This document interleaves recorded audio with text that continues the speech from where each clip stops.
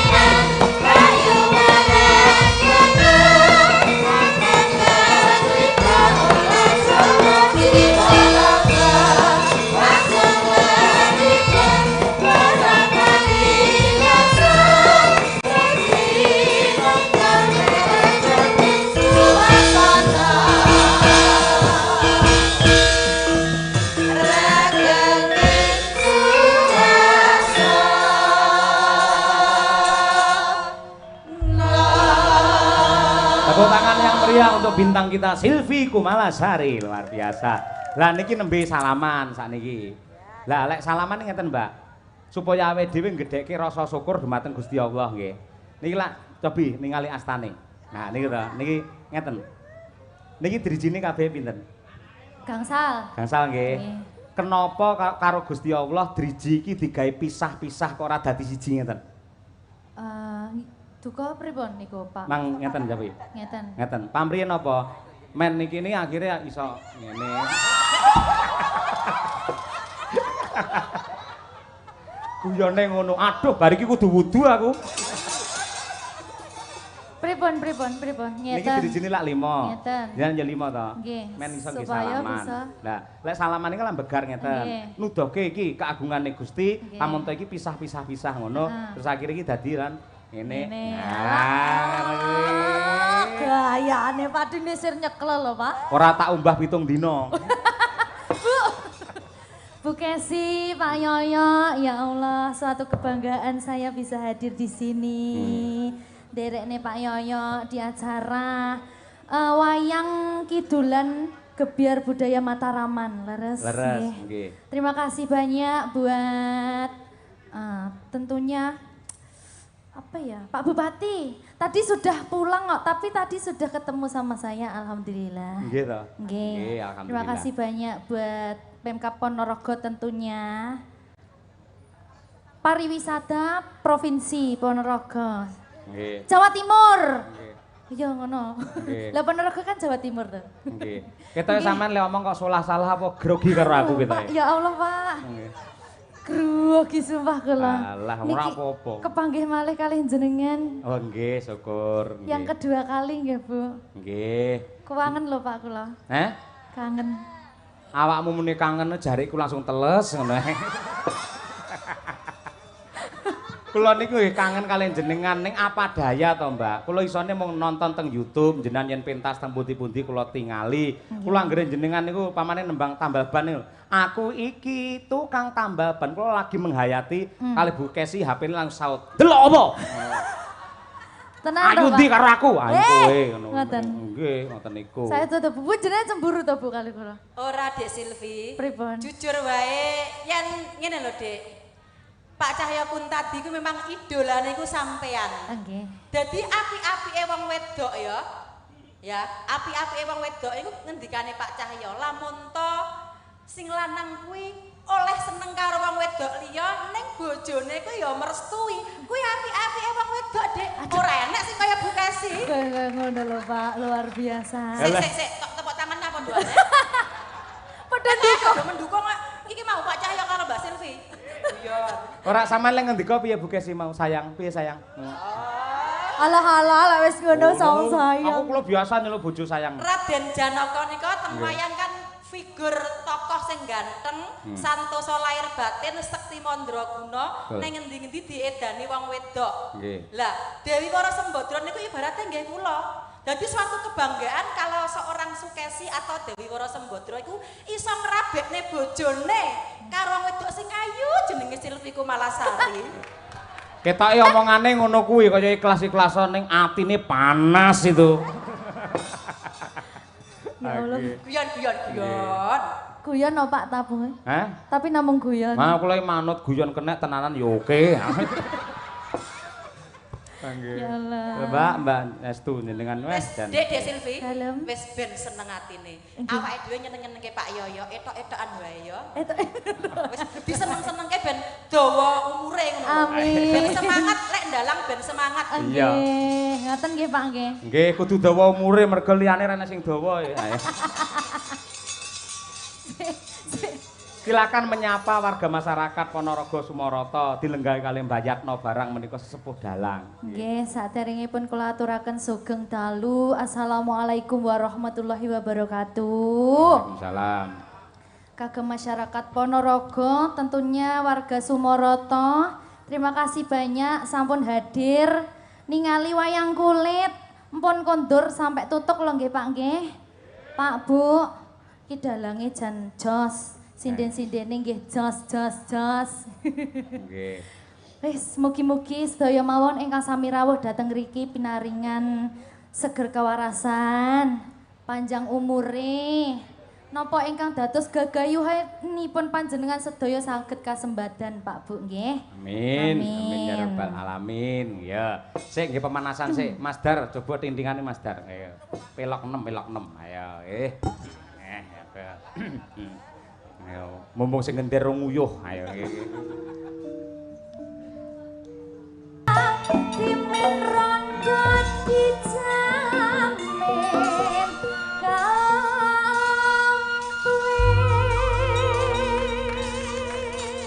Mbak Silvi, dawuh lek aku ngapalne 7 dina iki pisan. saestu niku. Kula sakjeke dadi dalang ora tau duet kali sinden nembang niki. Nggih, spesial kagem panjenengan kula tembangke. Alhamdulillah, sembah nuwun nggih Pak nggih. Alah sami-sami. Sik to ya Allah. Kok iso kok eneng ya wong lanang kaya ngono. Ning ngarepe bojone ngrayu wong wedok liya kok eneng lho kok tega masyaallah. Biyen ketok apa saiki ketok apa bapakmu ya Allah delok anakku sing saka pondok. Ayo, lek Brahma genah ka pondok saka ngabar Ponorogo ning pancen aku ki elek-elek ya ka pondok ning pondok Ramadan dadi. Nggih mung sesasi. Posonan to. Posonan. Lah sakniki jenengan kula bebas nih Mbak Silvi. Wau sore lek pun rawuh mriki. Sampun. Nggih. Kok Terus- mung delok to wau? Lah, kula bagi pokok amrih ndang cethuke jenengan ngoten lho niki monggo. Oh, dadi wau sore kula dereng mriki lek nembang mboten pati semangat ngoten nggih. Nggih. Sakniki semangat nggih. Kula padosi jenengan kok dereng minggah-minggah ngoten Ah, wis. nggih. Tak ndang ngalih sik engko ben ndang. Kula ajeng minggah pripun tangan kula diborgol kali Bu Kesi. Tapi tenang mawon Mbak Silvi niki bukesipun kula jujer. Ten panggung niki mboten napa bukes niki pun los pokoknya. Los, nggih. Kalau di panggung Pak Yoyo milik umum. Kalau di rumah kagungane bukesi. Nggih. Los. Upama jenengan iki badhe roman mesra nyanyi kali Pak Yoyo los. Kan kula bujer niki Niki bukes. malah nek kompore ning kene to, Nggih, Pak. sik ning omongane Mbak Lucy ra penak. Kok iso aku milik umum padake WC apa piye aku iso. Tegese jenengan milik penonton. Oh, gitu. nggih, leres, nggih. Monggo Mbak Silvi sembang napa nderek kemawon. Lek nek jenengan ngersakne napa, Pak? Lek kula niku anu lho mboten nate berubah wit riyen ngantos sakniki senengan kula yen jenengan iki mergo kula pertama ningali teng YouTube jenengan jret niku ninggal katresnan. Wis niku tidak berubah kula pun niku mbok nganti jagat kiamat nggih ninggal katresnan niku. Niku nggih. Nggih, karakter kula nggih ngoten niku. Sekali tresna kalih wong wedok, ya tetep kula tresnani terus. Bu Kesi pun putra papat tetep kula cintai. Mboten mungkin kula lereni, kula pegat mboten mungkin. Yen nambah bojo mbuh. Mboten Mbak Silvi mboten. Nggih niki lek ngoten kula spesial nih kagem jenengan niki, Pak. Dadi kula Nggih. modele kaya sing ditanggapne kula niki. Kaya sing disunati. Ayo nggih, ora apa-apa nggih. Nggih, derek Pak Yoyo mawon. Niku riyen nggih. Ninggal katresnan nggih. Nggih, coba nggih. Nggih dibawani riyen Mbak Silvi. pun bebas nggih derek. Kangenku tanpa upama niku saged nggih. Ampun. Dereng-dereng kok bojo loro to, Pak. Nggih.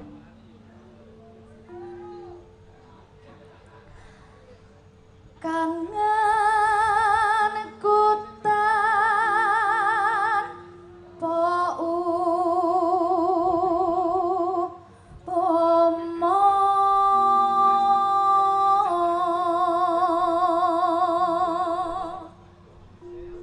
neno mong sliramu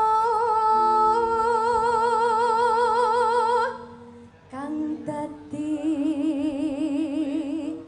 telenging ati.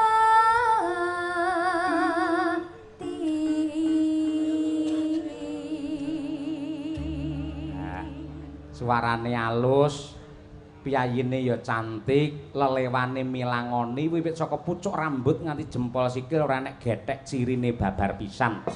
Nganti tekan atine barang ya alus. Temenanan.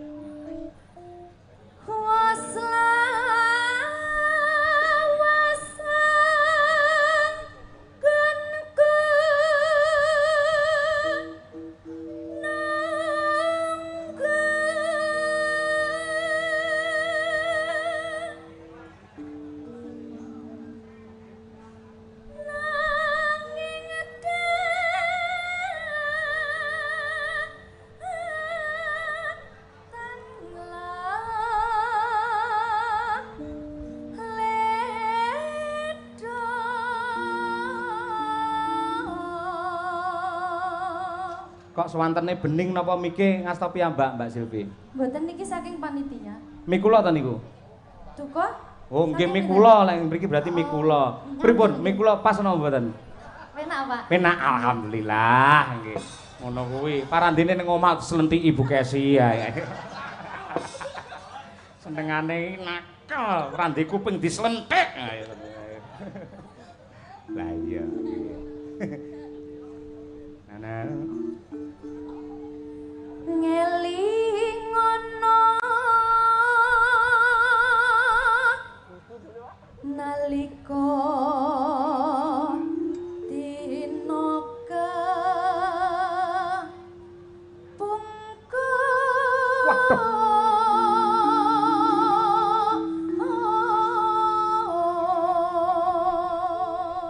Wah, cengkoke mirip sinden tutik. Heeh.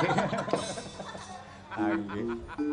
Sliramu Sliramu natengan diko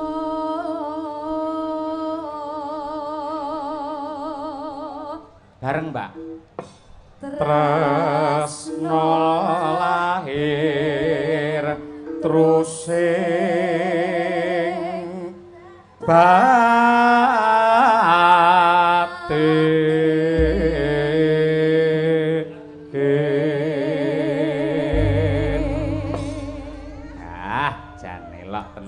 biasanya aku lek karo Bogesi ra iso bareng lho, Nduk. Ayo iki.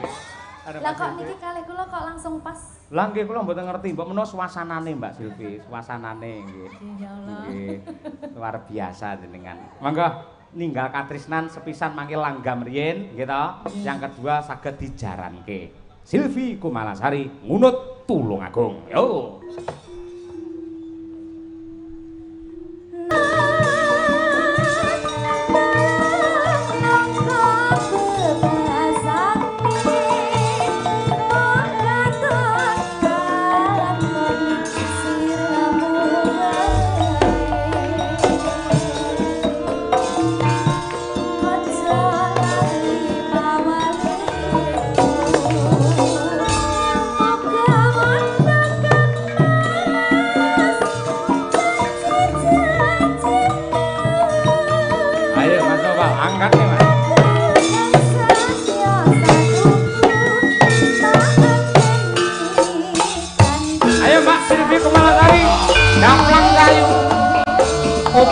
Panggunge wong ayu.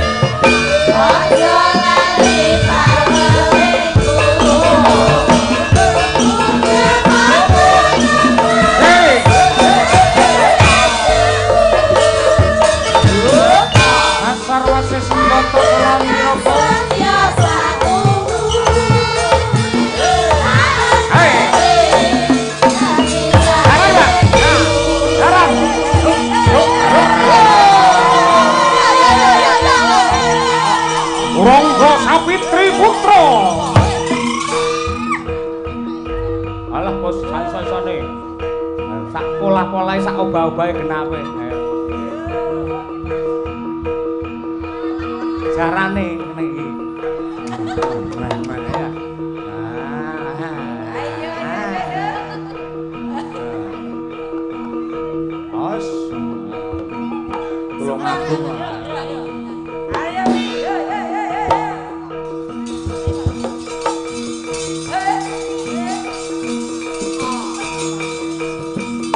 Laku, Pak.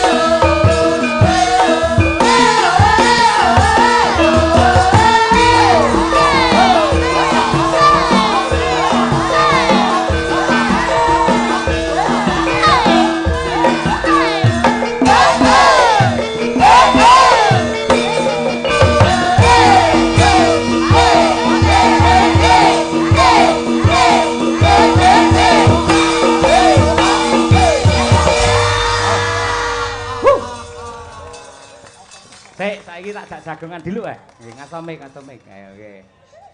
Pripun ditabuhi Madangkara bingung mboten? Ndredeg lho Pak saestu. Mergo sekarane dereng apal to. Nggih. Lah carane men apal Pripun? sing rada kerep melu aku ya. Niku Nggih. carane nggih. Kapan-kapan mengke lek niku kula teng Solo kula tak dolan teng griyane jenengan. Estu nggih. Mangki yen dolan nggen kula dipasne pas bukesi teng kantor mawon dadi. Berarti kula ngubungi sinten niki? Biasane kan kula WA-ane kalih Bu Kesi to. Ngubungi Larso mawon. Nggih. Nun sewu jenengan mangke ngantos sak telas limbukan to. Napa mung ngarep tok ngenten? Ngajeng tok. Bar niki terus kondur. Oh, berarti sak lagungkas bar niku jenengan saged kondur, nggih. Bapak. Nggih, siap. Sembah nuwun. Niku Brahma Kesawan niku anak kula. Niki? Nggih, pun teng pondok niku Mbak Silvi. Nggih. Niki teng pondok. Nggih. Niki pas teng griya ngoten. Mboten dipun antar kalian Pak Jainul selaku guru pondok Nggih. untuk melihat Bapak Nyandalang supaya tidak terputus untuk mencintai budaya wayang. Ngoten niku. Nggih. Luar biasa. Nggih. Muga-muga apa sing dadi cita-citamu kasembatan ya Le ya. Amin. Dadi anak sing soleh, Amin. berbakti kepada kedua orang tua. Amin. Muga-muga ora entuk ibu anyar ya Le ya. Ngoten niku doane jenengan iki. Lho, raya apik to, Mbak? Apik to dong aku. Muga-muga ora entuk bojo apa jenenge ibu anyar lah ya apik to. Tapi jenengan ket mau sing dibahas monggah niku, berarti enten pandangan mesti niki. Lah pancen sak umur kula niku pandangan hidup. Mung dipandang tok wis hidup, ngoten nggih. Ngoten niku. Nggih. Nggih, niki berarti setunggal lagu malih nggih, Pak? Nggih, tunggal melih, nggih. Jenengan enten requestan malih? Mboten, nggih. Mbok menawi enten niki pamundutan saking Wiyaga-wiyaga Madangkara. Wah, nggih. Apa Mas Danang niku sing seneng anu, nggih. Mbah Wir niku ayo nggih. Apa sing cara saiki ngoten nggih saged kok kanca-kanca. Napa? Kusuma Wijaya nggih. Kusuma Wijaya. Oh nggih. Kusuma Wijaya nggih. Coba kaya apa? Lakon iki ayo. Madangkara iso ngiringi Mbak Silvi Kumalasari. Ayo nggih. Mboten kula sing bangga niki, Pak. Saged nderekne jenengan bangga kula. Wah, nggih. Hah? Nggih. Nggih. Ya, diaturake coba kaya apa? Kusuma Wijaya. Kusuma adalah bunga yang indah, Wijaya adalah kemenangan. Semoga hadirnya Mbak Silvi Kumalasari di Ponorogo menjadi keindahan dan kemenangan untuk warga masyarakat Ponorogo. Golek kata-kata ngeten iki angel lho Mbak Silvi. Ya, monggo Kusuma Wijaya dados yuk.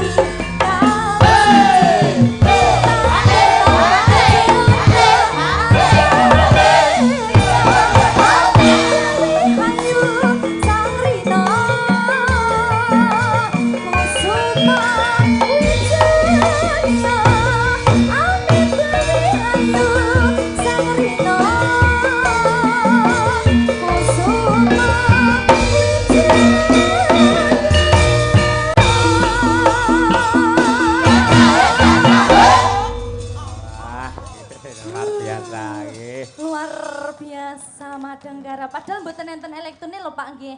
Napa? Tapi kok iso Jane mbiyen enek ning Klodol ngoten. ngoten nggih konjenengan Pak. Nggih tuku beras Mbak Silvi konjenengan niku nggih. Iki kali nggih mbuktekke nadyan temung gamelan nyel nyatane nggih garap napa-napa nggih saged. Alhamdulillah. Dik Silvi, Dalem Bu.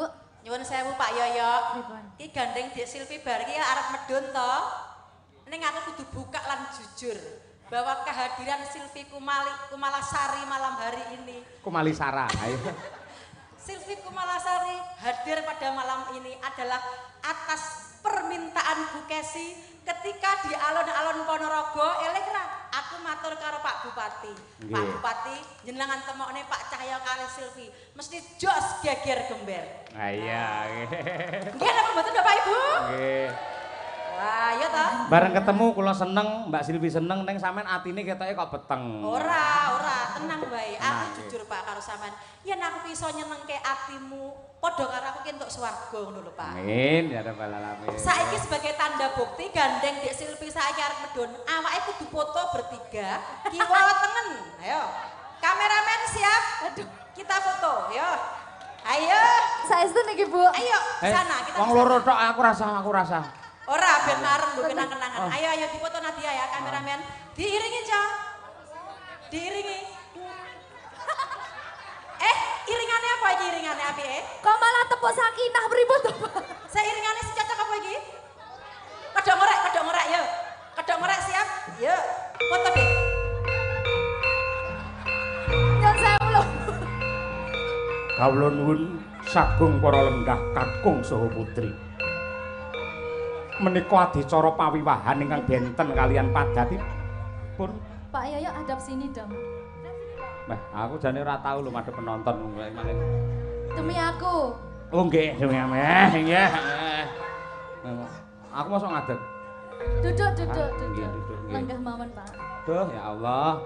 Gusti nyuwun ngapura. Nggih, pun. Iki permintaanku ya Pak, iki ora permintaane Dik Silvi. Iki sebagai tanda bukti yen aku ki tresno banget karo sampean Pakmu. Aku ndak melu-melu pokoknya. Marai keronto-ronto. Pak kok kapelan ya Pak ya baju? Napa? Kok serasi warna bajunya? Aja omong tak ambung pisan ora. Lah ngene iki aku kudu jarak ngono. Instruksi kok kene jan patut Pak Yoyo bojone loro, sumpah. Mboten aneh-aneh mboten nggih. Pun piye? Ya Allah. Gayane pripun? Hah? Ya dirangkul to. Ha piye? Kekalihe dirangkul to. Amin nggih. Ra apa. Piye Pak Yoyo iki Kados tamu. anake piyambak mawon. Ya pun. Pun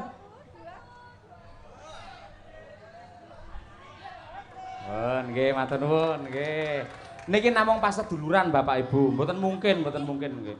Namung pas seduluran. Nggih, sembah nuwun Mbak Silvi Kumalasari dan semua penggemarnya matur sembah nuwun nyuwun ngapunten nggih, Mbak. Sami-sami. Kula salaman riyen mawon. Nggih, monggo nggih ndherekaken. Lah. Sembah nuwun nggih, Pak. Kaya dilukmen. Lah wis. Mugi-mugi saged panggih malih kalih jenengan. Janji ya. Janji nggih. Wis ditodong. Ayo nggih. Insyaallah Pak, sehat-sehat selalu. Nggih. Kalian Bu Kesi langgeng-langgeng Amin. sampai maut memisahkan. Amin. Ning mboten kesusu kula nggih. Nggih. Dongamu medeni lho. Tekan maut barang. Yo pokoknya sampai sok ngoten lho Pak. Nggih, sampai esuk. Matur sembah nuwun nggih Pak Nggih, nggih. ndherekaken. Nggih, monggo assalamualaikum. Waalaikumsalam. Tering doa penuh cinta dan kasih.